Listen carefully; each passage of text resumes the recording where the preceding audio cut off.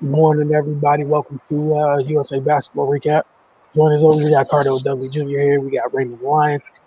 Hi, Wilson Carpe Jr. And look, man, first game for the U.S. Women's. You're going to be seeing us a lot around this time in the morning this week. The women's and the men's play several games. About this hour, game should be completed. But it was a tight game. USA was able to hold off Nigeria 81-72. USA post players, we know that was the strength of their team. They imposed their will in this game to change it. And then for Nigeria, we saw a little bit in exhibition about, in terms of their style that they want to play. And just like the men's side, they are more than well on their way. And if in the future or come next Olympics, they're allowed to have some of the a couple of the players that weren't allowed on the floor this time. They're even more tougher. But as far as today, I'll let you guys get into it. Ray, we'll start with you. Yeah, you immediately touched on the post play. I think that was the difference in the game. You know, with that advantage down there, it just allows you a lot more wiggle room. More than likely they'll be able to control the boards and get easy baskets. So, and I think that was key for them. And the Nigerians, they pushed the tempo. They applied a lot of pressure. They came out and they punched first. And USA, they weathered the storm. They responded, but yeah, this was just a battle of wills, and USA came out on top.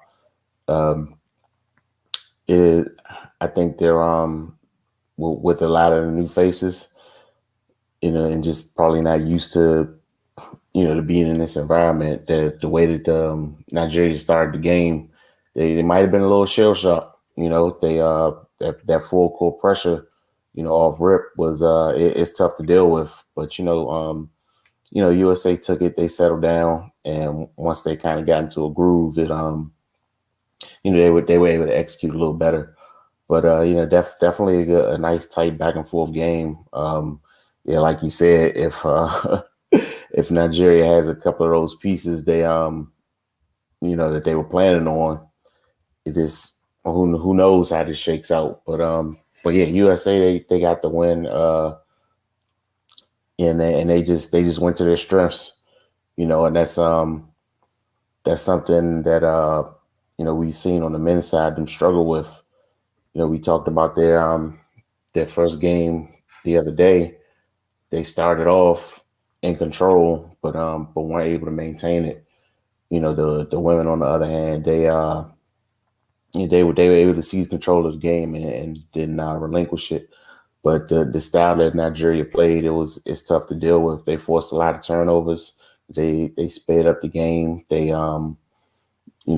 tried to make USA do a lot of things they didn't want to do. But it's a good tough win. Against a good team. They kind of took it to them in exhibition play. But I'm sure Nigeria had that fresh on their mind, and it came out like it. But yeah, man, good win, good way to start things off for the U.S. women.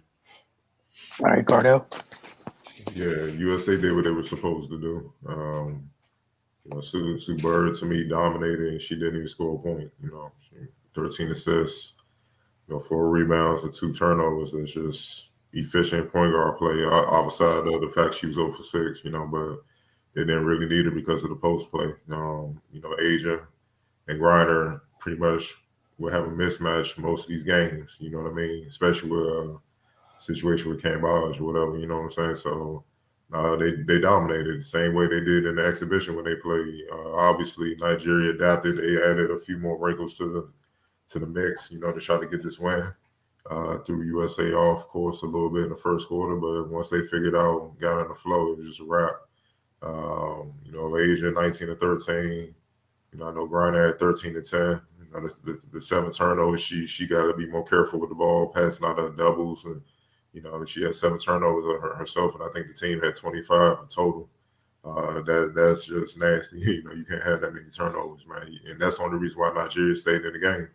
They took care of the ball. It's a beat down, and you playing the younger, on the team, the Ariel and the feeds. You playing them in the fourth. So that's just something they got to clean up, man. And I just feel like also Nigeria also the adjustment that they made when they threw doubles at USA bigs when they got the rebound, they didn't just run back. They actually went to the bigs and tried to double and block their vision. Deny the outlets to Sue Bird and threw USA off in the first, man. They couldn't get out and run. And by jamming them up, like I said, that's when Griner had a few turnovers and it forced Sue to have to come up even, further up to make sure she give them a direct line to get the ball, and that allowed Nigeria to get back. And now you up against the shot clock, so to speak. So that was actually a smart. I like the adjustment that he made from the exhibition. But like I said, once USA adjusted, it was a wrap. Rebounding, it was tied at 15 at the first after the first. Then obviously USA had their way on the boards. 61-41. Nigeria, I like the fact that that it was Spurs where they were down big, they didn't quit, they kept fighting, and they actually had I wouldn't say they had a chance to win. They actually made it a game in the fourth, and one of the big reasons was because they got to the free throw line. They weren't intimidated by USA's size. They drove, they attacked them, and they were 20-24. That's something USA also will have to clean up moving forward. Because when they play more experienced teams, they can use that to their advantage. They have to be able to defend without fouling, and setting them for easy points at the free throw line. Especially if you get AJ and Griner in foul trouble. I know they have Sylvia and Tina come off the bench, but that could be dangerous against teams that have a lot of size. You know what I mean? And like I said, USA when they turned up their intensity in the second quarter, they got on ran more. They obviously kept feeding Griner Asia. It blew the game open the second quarter, and they never looked back. All in all, USA handled business. Yeah, I think you guys pretty much touched on everything. I think the biggest thing that jumped out to me, we already knew about the strength of their front court, which is what they're going to ride throughout this. I thought the bigs had a great night, period.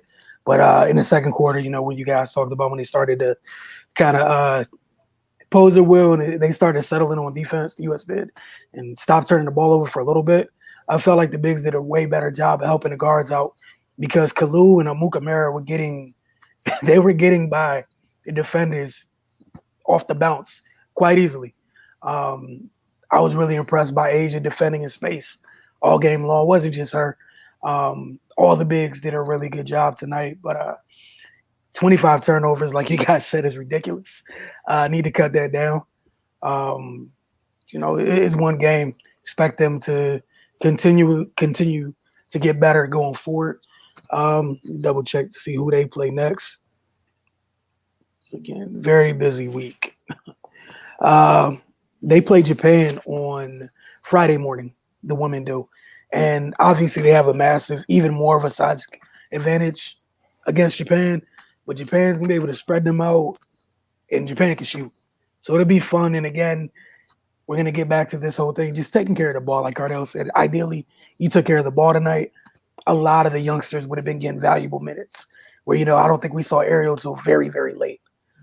Even Skylar, for the most part. She got a few minutes here and there, but, we saw when when Alanu hit the three-point play, they tacked on this unsportsmanlike conduct, and it turned up being a 5-point play. Dawn threw Chelsea in there with Sue, another ball handler, and threw Big Sil out there, just settled things down real quick. Yeah. Didn't waste any time. So again, that's the advantage they have. We know with their depth, where Dawn has a whole bunch of different tools at her disposal. But again, 25 turnovers is uncalled for, and we'll see how things go. Again, their next game. Again, I believe I just want to triple check. It's going to be Thursday morning about this time. We'll be talking to you guys against Japan. Ray or Cardell, you had anything else you wanted to add as far as USA versus Nigeria tonight? We move on. Sure. All right. And a quick word, since it's early enough, what we're going to share from Uzanas can apply to today. It is definitely early enough for you guys to get out and do this. Start looking forward to lunch. Free half and half lemonade or iced tea, Monday through Friday, 12 to 4 p.m. with the purchase of $10 or more. Enjoy our lunch specials Monday through Friday between those same times, 12 to 4 p.m. So it's a good day. It's a great week. It's always a good time to get over to Oohs and Ahs. 2 locations to choose from, U Street and Georgia Avenue.